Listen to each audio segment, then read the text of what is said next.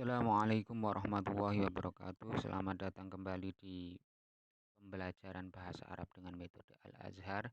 Kali ini saya akan melanjutkan kembali materi hari ini dengan tema pembagian isim atau macam-macam isim. Tapi sebelum itu, mari kita lihat peta dasar pembelajaran bahasa Arab dengan metode ini untuk mengetahui sampai di mana pembelajaran kita hari ini. Sebagaimana yang kita pelajari kemarin bahwa kaidah bahasa Arab terdiri dari dua hal. Yang pertama kalimah atau kata dan yang kedua adalah jumlah. Kalimah terbagi menjadi tiga. Yang pertama isim, kedua fi'il atau kata kerja, dan ketiga huruf kata yang tidak bisa berdiri sendiri. Adapun jumlah terbagi menjadi jumlah ismiyah dan jumlah fi'liyah. Nah, materi kita saat ini ada pada isim atau macam-macam isim. Nah, lebih jelasnya bahwa berdasarkan bentuknya isim terbagi menjadi 6. Pertama isim al atau tanwin, isim yang ada alnya atau tanwinnya seperti al-kitabu, kitabun, al-kolamu, kolamun. Nah, tiap isim yang ada al atau tanwinnya ini adalah isim al atau tanwin. Yang kedua adalah isim alam, nama-nama. Nama apa saja disebut alam. Contoh Jakarta, Surabaya, Muhammad, Umar, dan sebagainya. Yang ketiga adalah isim isyarah atau kata petunjuk. Contoh hada ini laki-laki, hadihi ini perempuan, dan seterusnya. Yang keempat adalah isim istifham atau kata tanya. Contohnya ma, apakah, man, siapa, mata, kapan, dan seterusnya. Yang kelima adalah isim domir, artinya kata ganti. Contohnya huwa, dia laki-laki, ia dia perempuan, anta kamu laki-laki, anti kamu perempuan, dan seterusnya.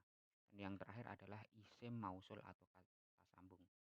Contohnya alladzi dan allati yang berarti yang. Untuk lebih jelas lagi, mari kita jelaskan satu persatu. Nah, yang pertama, bentuk isim yang pertama adalah isim al atau tanwin. Isim al atau tanwin ini punya rumus dasar, yaitu kalau ada al tidak boleh ada tanwinnya. Sebaliknya, kalau ada tanwin tidak boleh ada alnya. Contoh al-kitabu dan kitabun. Tidak boleh digabung dua-duanya, al-kitabun. Nah, harus salah satu, al-kitabu atau kitabun. Begitu juga dengan al-kolamu atau kolamun. Tidak boleh al-kolamun, seperti itu. Nah, isim al atau tanwin ini hukumnya mu'rob. Mu'rob itu apa? Berubah-ubah harokatnya. Nah, al-kitabu itu terkadang bisa dibaca al-kitabu, terkadang al-kitabah, terkadang al-kitabi, tergantung kedudukannya. Begitu juga al-kolamu, bisa al-kolama, bisa al-kolami. Dan begitu juga dengan yang lain. Al-faslu, kelas, bisa al-fasla, bisa al-fasli. Seperti itu. Lawan mu'rob adalah mabni.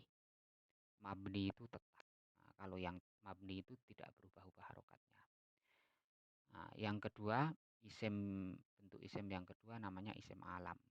Nah, isim alam itu terbagi menjadi alam ajam dan alam arobi. Kalau alam ajam itu kata asing atau kata yang bukan dari Arab. Hukumnya mabni. Contohnya Jakarta, Surabaya, Joko, Indro. Nah, itu kata asing yang bukan dari Arab, maka harokatnya tidak berubah-ubah. Jakarta tidak boleh menjadi Jakartu atau Jakarti. Surabaya tidak boleh menjadi Surabayu atau Surabayi, meskipun menjadi mubtada misalnya. Begitu juga dengan Joko, tidak boleh jadi Joki atau Joku. Nah, meskipun i'rabnya rofa. Nah, yang kedua adalah alam arobi. Alam arobi itu nama-nama yang berasal dari Arab. Nah, ini hukumnya mu'rob, berubah-ubah harokatnya. Contoh Ahmad, Muhammad. Muhammad bisa menjadi Muhammadun, Muhammadin, atau Muhammadan, tergantung kedudukannya. Begitu juga dengan Umar atau Yusuf, bisa Yusufu, Yusufa, dan sebagainya. Adapun bentuk isim yang ketiga adalah isim isyarah atau kata petunjuk. Contohnya hada ini laki-laki, hadihi ini perempuan, dalika itu laki-laki, tilka itu perempuan. Hukum isim isyarah ini juga mabni atau tetap. Nah, tidak berubah-ubah harokatnya. Nah, sedangkan kalimat laki-laki itu cirinya tidak ada tak marbutoh. Kalimat laki-laki atau mudzakkar itu cirinya tidak ada tak marbutoh. Contoh maktabun, kursiyun, babun, libasun. Nah, ini tidak ada tak marbutoh. Sedangkan kalimat perempuan atau mu'annas cirinya ada tak marbutoh atau tak bundar. Contohnya nafidatun, ada tunnya ini. Saburotun, papan tulis. Hakibatun, tas. Nah, ini adalah contoh kalimat mu'annas atau kata perempuan. Nah, untuk membuat kalimat dari isim domir maka harus disesuaikan mudzakkar dengan mudzakkar. Jika kalimatnya mudzakkar maka isim domirnya harus mudzakkar. Jika kalimatnya mu'annas maka isim domirnya harus mu'annas. Contoh, hadza kitabun, maka pakai ini buku, maka harus pakai hadza, tidak boleh pakai hadihi. Begitu juga hadihi mimsahatun, maka harus pakai hadihi, tidak boleh pakai hadza, karena mimsahatun ini mu'annas atau perempuan, ada tak marbutohnya. Begitu juga dengan yang lain. Sedangkan bentuk isim yang keempat adalah isim istifham atau kata tanya. Nah, isim istifham ini hukumnya juga mabni atau tetap, harokatnya tidak berubah-ubah. Ma, hal, mada, kemudian kam, ini ya harokatnya ya seperti ini. Kam ini harokatnya sukun ya sukun. Seperti itu. Nah, contoh isim istifham yaitu ma, apakah, hal juga artinya apakah, mada artinya apa. Nah, bedanya kalau ma ini biasanya untuk kata benda, meski boleh untuk kata kerja juga. Misalnya ma hada, apa ini, hada kolamun, ini pena. Kalau hal ini untuk pertanyaan yang membutuhkan jawaban ya atau tidak. Hal hada kitabun, apakah ini buku, maka jawabannya pasti na'am atau la. Sedangkan mada umumnya untuk kata kerja. Misalnya mada taf'al, apa yang kamu kerjakan. Mada takro, apa yang kamu baca. Mada taktub, apa yang kamu tulis. Dan seperti itu. Nah, untuk contoh isim istifham yang lain bisa kalian baca sendiri. Seperti man, siapa, mata, kapan, aina, di mana, min aina, dari mana, ila aina, kemana, dan seterusnya. Untuk pelajar bahasa Arab harus mengetahui makna-makna dari isim istifham ini. Tidak hanya mengetahui hukum nahwunya saja. Misalnya hukum nahwu isim istifham itu mabni atau tetap. Itu tidak boleh hanya seperti itu, harus tahu maknanya. Karena tujuan belajar bahasa Arab adalah untuk komunikasi. Sedangkan bentuk isim domir, bentuk isim yang kelima adalah isim domir atau kata ganti. Contohnya huwa, huma, hum, ya, huma, hunna, anta, antuma, antum, anti, antuma, antunna, ana, nahnu. Nah, ini adalah isim domir untuk subjek atau untuk yang letaknya di awal kalimat. Nah, pakainya ini huwa, huma, hum, ya, huma, hunna, dan seterusnya. Misalnya dia pintar, bahasa Arabnya huwa mahir. Nah, karena untuk awalan maka pakainya isim domir yang untuk subjek ini. Sebaliknya ada juga isim domir yang khusus untuk objek dan kepemilikan. Nah, contohnya iyahu, iyahuma, iyahum, iyaha, iyahuma, iyahunna, iyaka, iyakuma, iyakum, iyaki, iyakuma, iyakunna, iyaya, iyana. Nah, ini adalah isim domir untuk objek dan kepemilikan. Jadi tidak boleh menggabungkan dua-duanya, yang objek dijadikan subjek, yang subjek tidak dijadikan objek. Nah, seperti itu. Contohnya adalah misalnya buku dia laki-laki. Bahasa Arabnya buku kitabun. Maka bahasa Arabnya buku dia laki-laki adalah kitabuhu, bukan kitabuhua. Begitu juga dengan buku dia perempuan. Bahasa Arabnya kitabuha. Iyaha, bukan kitabuhia. Nah, bahasa Arabnya buku kamu, kitabuka, bukan kitabu anta. Nah, itu seperti itu.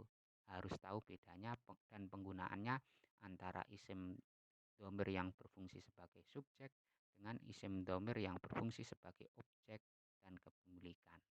Hanya yang berbeda nanti paling untuk isim dhamir yang kepemilikan di sayanya, bahasa Arabnya saya. Kalau di sini isim domirnya iya ya, saya tulis iya ya.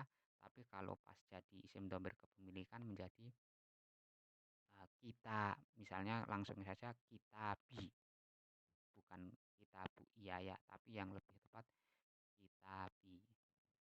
Begitu juga dengan kata yang lain, misalnya abun, ayahku menjadi abi. Nah, yang lain sama, ayah kita menjadi abuna. Nah, ini bisa diganti dengan kata-kata yang lain. Iyahu, iyahuma, iyahum bisa diganti dengan abuhu, abuhuma, abuhum, abuha, abuhuma, abuhunna, abuka, abukuma, abukum, abuki, abukuma, abukunna, abi, abuna. Dan seperti itu. Jika terlalu cepat mungkin kalian nanti bisa lihat rekaman ulangnya, nanti bisa di pause atau dihentikan sementara dan difahami. Dan adapun isim, bentuk isim yang terakhir adalah isim mausul atau kata sambung. Nah, contohnya alladzi, allati, alladani, alladaini, allatani atau allataini, alladina, allati atau allai. Nah, ini alladzi itu yang untuk laki-laki satu, allati yang untuk perempuan satu. Langsung kita contohnya saja. Huwaladzi yaqra'ul Qur'an. Karena huwa itu dia laki-laki satu, maka gandengannya huwaladzi. Tidak boleh huwallati. Kalau alati itu untuk perempuan. Nah, contoh yang kedua hiyallati. Nah, hiya karena dia perempuan satu makanya pakai allati. Nah, kalau dua orang huma misalnya, pakainya humalladani. Nah, kalau yang perempuan humallatani. Kalau yang banyak hum, misalnya mereka humulladina. Kalau yang perempuan banyak hunna, misalnya hunnallati, dan seterusnya. Caranya seperti itu. Berdasarkan pembagian di atas, maka kita juga bisa membagi isim menjadi mu'rob dan mabni. Mu'rob itu berubah-ubah harokat akhirnya, kalau mabni itu harokat akhirnya tetap. Nah, isim mu'rob itu, isim mu'rob itu ada dua di sini. Pertama isim al atau tanwin, yang kedua adalah isim alam yang arobi. Isim al atau tanwin itu semuanya mu'rob. Begitu juga dan isim alam yang berasal dari Arab. Nama-nama yang berasal dari Arab mu'rob. Muhammadun bisa Muhammadan, bisa Muhammadin. Nah, selain itu isimnya mabni atau tetap. Contohnya isim alam ajam. Jakarta, Surabaya, Joko, Darmono, misalnya seperti itu. Isim isyarah, kata petunjuk, hada, hadihi. Isim istifham, kata tanya, ma, man, mata. Ini mabni semua. Isim domir, kata ganti, huwa, hiya, anta. Atau yang terakhir isim mausul, kata sambung, alladzi, allati. Ini semuanya mabni, harokatnya tidak berubah-ubah. Saya kira itu dulu pembelajaran kita hari ini. Semoga bisa memahamkan. Kurang lebihnya mohon maaf. Wassalamualaikum warahmatullahi wabarakatuh.